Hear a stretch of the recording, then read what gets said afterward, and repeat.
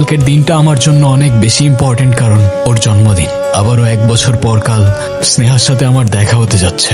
প্রতি বছর এই দিনে আমি এখানে এসে ওর জন্য অপেক্ষা করি। এই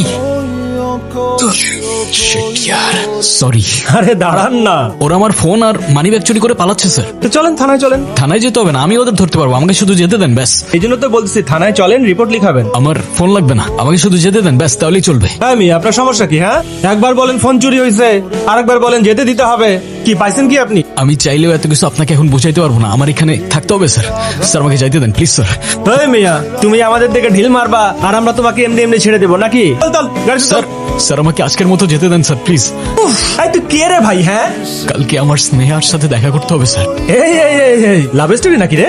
জি স্যার। তা আগে বলবি না আই লাভ স্টোরি? আগে তুই আমাকে তোর লাভ স্টোরিটা বল, শুনে যদি আমার মনে হয় তোর লাভ স্টোরিতে দম আছে, তাহলে তোকে কথা দিচ্ছি, যা তোকে আমি ছেড়ে দেবো। ফিওনা, এদিকে তাকাও, তা সুন্দর লাগতেছে। কিরে আমি কি বলতেছি, তুই কি শুনতেছস? ব্যাগ নিয়ে না, এই বুড়া ব্যাগ ছাড়, এটা আমার কইতেছি। এ কেমন শহরে থাকি আমরা, একজনকে গলায় ছুরি ধরে ছিনতাই করে নিয়ে যাচ্ছে আর আপনারা ভিডিও করছেন, সুযোগ পেয়ে তার টাকা কুড়িয়ে নিয়ে যাচ্ছেন। দারুণ মনুষ্যত্ব আপনাদের। এই আপনাদের মতো মানুষরাই যারা ক্ষমতাবান মানুষদের দিকে আঙুল তুলে দোষারোপ করেন না, ক্ষমতা পেলে আপনাদের মতো মানুষরাই সবার আগে রক্ত চুষে। আরে এটা খুঁজছেন? ও গড, এটা তো আমার। গতকাল যাওয়ার সময় আপনি ডায়েরিটা ফেলে গিয়েছিলেন। Thank you. আপনি জানেন না, এটার মধ্যে আমার পুরো শৈশব আছে, বাবা মায়ের কত পুরনো ছবি, আমার এখন পর্যন্ত সব বার্থডে ফটোজ, আর কত কি। ডিজিটাল কপি রেখে দিলেই তো পারেন, ডায়েরিতে কেন? ডিজিটাল কপি সেটা তো সোশ্যাল মিডিয়াতেই রাখা যায়, কিন্তু সেখানে শুধু ছবি থাকে, কোনো ফিলিংস থাকে না। আর ডায়েরিতে রেখে প্রত্যেকটা পাতা খুললেই মনে হয় সেই সময়টা আমার সামনেই আছে। আপনি কি আর্ট করেন? ইয়া কাম আইল শো ইউ। কিসের পেন্টিং এগুলো? ডোরামার, Picasso. Pablo Picasso? Yeah but copy. Painting এর ব্যাপারে আমার ঠিক তেমন আইডিয়া নেই, বাট অ্যামেজিং। আমার তো ইচ্ছে করছে সবগুলো নিয়ে যাই বাসায়। I can give you one for free if you want. আমাকে ফ্রিতে দিলে আপনি আর্নিং করবেন কিভাবে? একটা ফ্রিতে দিয়ে দিলে আমার কোটি টাকা লস তো হয়ে যাবে না, রাইট? তারপরেও যদি আপনি পে ব্যাক করতেই চান, নেক্সট টাইম পারচেস করতে পারেন, কিংবা কোনো ক্লায়েন্টকে রেফার করে দিতে পারেন। আমার একটা ফ্রেন্ড ওর ক্যাফে ডেকোরেশনের জন্য কিছু অ্যাস্থেটিক পেইন্টিং খুঁজছিল, আপনি চাইলে আমি ওর সাথে কানেক্ট করে দিতে পারি। Sure. Okay, then WhatsApp. 018। Bye. ও হচ্ছে আমার ফ্রেন্ড ঋতু, আর ঋতু উনি হচ্ছে অনিক। হ্যালো। হাই।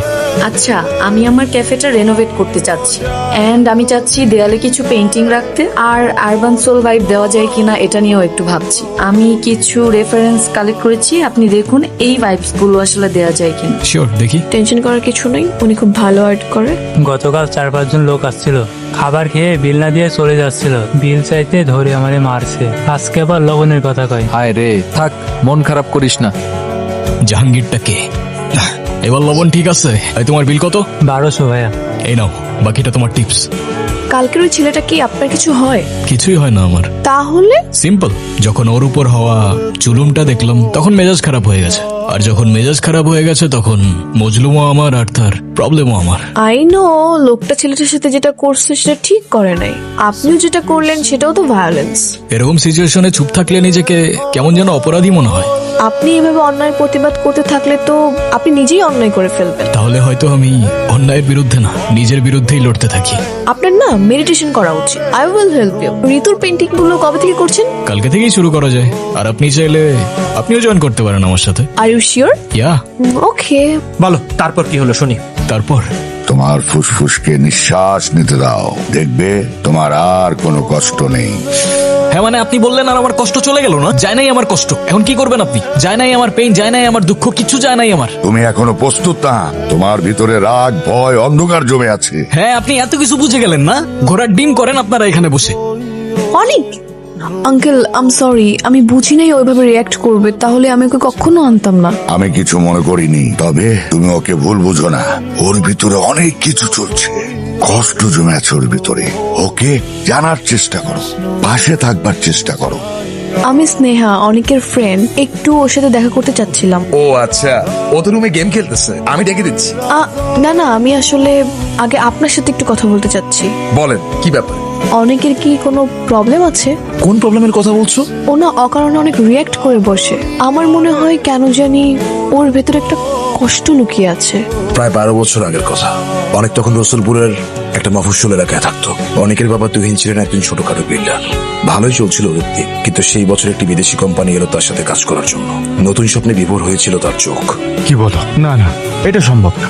যে কোম্পানির উপর জীবনের সবকিছু দিয়ে ভরসা রাখলো, সেই কোম্পানি এক রাতে গায়েব হয়ে গেল। সব টাকা নিয়ে উধাও। টাকার জন্য লোকজন একের পর এক কল দিত। অনেকের বাবা ফোনের রিংটোনটাও সহ্য করতে পারতো না। তিনি শেষমেশ সেদিন থেকে অনেকের ভিতরটা বদলে গেল। ওর জীবনের আপন মানুষগুলো এক নিমেষেই সব শেষ। সে আগুন আজও নেবেনি ওর ভেতর থেকে। তুমি কখন আসলে? তোমার সাথে আমার কথা আছে। বলো। তুমি হঠাৎ করে যখন আমার ফ্রেন্ড হয়ে গেলে, আমার তোমার প্রতি কোনো ইমোশনস ছিল না, আর না ছিল কোনো এক্সপেকটেশন। কিন্তু এখন যখন আমি তোমাকে... 1 মিনিট। ইমোশনস, আবেগ, এসব থেকে তুমি কিছু বলার আগে আমি তোমাকে কিছু কথা বলতে চাই। আমি জানি, আর তোমার বাবা মা মারা যাওয়ার পর থেকে তুমি এরকম হয়ে গেছো সেটাও জানি। এত কিছু জানার পরেও তুমি... এইসব জানার পর তো ভালোবাসা আরো বেড়ে গেছে। আমি যদি তোমার সাথে থাকি, তুমি তোমার এইসব ইমোশনস একটু কন্ট্রোল করতে পারবে না আমার জন্য? প্লিজ শোনো, কালকে কিন্তু তুমি আমাদের বাসায় আসবা। বাসায় কেন? কেন আবার? আমার বার্থডে, তুমি আসবা না? ও আচ্ছা, দেখি। দেখি মানে? দেখার কি আছে? আমি চাই আমার ফ্যামিলির সাথে কালকে তুমিও আমার পাশে থাকো। তোমার পরিবারের সাথে তো আমার পরিচয় নেই, তারা কি ভাববে? পরিচয় নেই, পরিচয় হয়ে যাবে। তুমি কিন্তু আসবা। Thank you. আসো। ও হচ্ছে অনেক। আঙ্কেল আসসালামু আলাইকুম। ওয়ালাইকুম আসসালাম। বসো বাবা, তুমি বসো। না না, আমরা বসবো না, আমরা কেক কাটি। চলো আসো। অস্থির কেন হলি? তুই সানিকে ডাক দে না। আমি তো ভুলেই গেছি যে আমার একটা ভাই আছে। কি করিস ঘরের মধ্যে সারাক্ষণ? এই সমস্যা কি? কেক টাকাটাকি কাটবো। করতেছিস কেন? আয়। এই স্নেহা, ও এখানে কি করে? এটা তোমার ভাই? ও তো একটা চোর। কি বলতেছো তুমি এসব? তুমি কিন্তু আমার ফ্যামিলিকে অপমান করতেছো। তোমার ফ্যামিলি? এই ছেলে যদি তোমার ফ্যামিলি হয়ে থাকে, তোমার ফ্যামিলি নিয়ে তোমার লজ্জা হওয়া উচিত স্নেহা। আঙ্কেল, একটা চোর জন্ম দিছেন আপনি। রাস্তায় মানুষের টাকা চুরি করেও। এই স্নেহা, ও কিন্তু মিথ্যা কথা এই বলতেছে। মিথ্যা কথা বলতেছি আমি? তুই চুরি করস নাই? Get out. আরে তুমি যাকে তোমার ভাই বলতেছো, ও কি করছে তুমি জানো? আমি কিছু শুনতে চাই না। আমি তোমাকে বলছি আমার বাসা থেকে বের হয়ে যেতে, বের হয়ে যাও। Okay fine. সেদিন রাস্তায় একটা লোক ছিনতাই হচ্ছিল, তার সব টাকা রাস্তায় ছড়াই পড়ে। তারপর তোমার ভাই ও বাকি সবার মতো তার টাকা চুরি করে পালাচ্ছিল। আমার ভাই কেমন, সে কি করছে এটা ইম্পর্টেন্ট না, অনেক ইম্পর্টেন্ট এইটা যে আমার ভাই। আর তুমি যাদের সামনে এরকম সিক্রেট করছো তারা আমার বাবা মা। আজকে আমার বার্থডে ছিল, আর আজকের দিনটাও তুমি নষ্ট করলা। আমি ভেবেছিলাম আজকে তোমাকে আমার বাবা মার সঙ্গে পরিচয় করে দিব, এরপর আমাদের কথাটা বলবো, কিন্তু সেইখানেও তুমি এরকম সিক্রেট করছো। সেটা তুমি আগে বলবা না আমাকে? আগে বললে কি হইতো? আসলে আমার ভুল। আমি ভাবছিলাম তুমি বদলায় গেছো, কিন্তু না, সত্যিটা হচ্ছে you are toxic and you always will be. আরে আরেকটা আবার চান্স তো দাও অ্যাটলিস্ট। আমি তো আর বুঝতে পারিনি সবকিছু এরকম হয়ে যাবে। দিলাম তোমাকে চান্স। 1 বছর আমি অস্ট্রেলিয়া চলে যাব বড় আপুর কাছে। এই 1 বছরে আমি তোমাকে না করব ফোন না মেসেজ। যদি তুমি এই 1 বছরে নিজেকে চেঞ্জ করতে পারো, তাহলে 1 বছর পর ঠিক এই দিনে, এই সময়ে তুমি আমার সাথে এই জায়গাতে দেখা করবা। এই 1 বছর না কথা না দেখা, এসবের মানে কি? আর অস্ট্রেলিয়া মানে এত সব ডিসিশন কখন নিছো তুমি? আমাকে একবার জানাবে না তুমি? বললাম তো 1 বছর।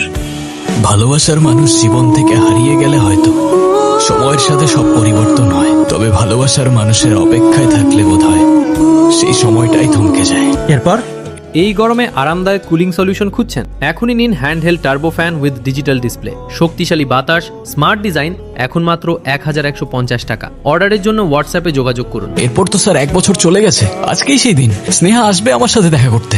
এই জন্যই তো আমি আপনাকে গতকাল থেকে বলতেছি, স্যার আমাকে যেতে দেন, আমাকে যেতে দেন, আমার ওর সাথে দেখা করতে হবে। চল, এই যে ফোন স্যার। স্যার আমার ফোন স্যার। স্যার দেখেন না স্নেহা কোনো টেক্সট করেছে কিনা। এখানে তো স্নেহার নামে কোনো মেসেজ লিস্টই নাই। আমার মনে হয় ওরা ডিলিট করে দিয়েছে স্যার। ওই তুই ডিরেক্ট করছিস না? বল। এই দাঁড়াও দাঁড়াও, এখানে তো কল লিস্টে স্নেহার নাম আছে। আমি কল দিচ্ছি। হ্যাঁ স্নেহা। হ্যালো অনেক। না, আমি থানা থেকে এসআই মনিরুল বলতেছি। আপনি? আমি ওর মামা। আমার কথা মনোযোগ দিয়ে শুনেন। আমি আসা পর্যন্ত প্লিজ ওকে যেতে দিবেন না। এটা স্নেহার নাম বলবা। ওকে সব কিছু বলা দরকার নেই স্যার। আমি আসতেছি এখনই স্যার। আচ্ছা হ্যাঁ স্নেহা, ঠিক আছে। কি বললো স্নেহা স্যার? দেখা করবে তোমার সাথে, আসবে ও। দেখছেন স্যার, আমি জানতাম তো। আমি বলেছিলাম না ও আমার সাথে দেখা করতে আসবে। আমি তাহলে যাই স্যার। আরে দাঁড়াও দাঁড়াও, আমি তোমার মামাকে খবর দিছি, উনি আসতেছেন। মামা এখানে আসবে? কখন আসবে? আমার হাতে তো খুব বেশি সময় নেই স্যার। চলে আসবে, এখনই চলে আসবে। অনেক কই?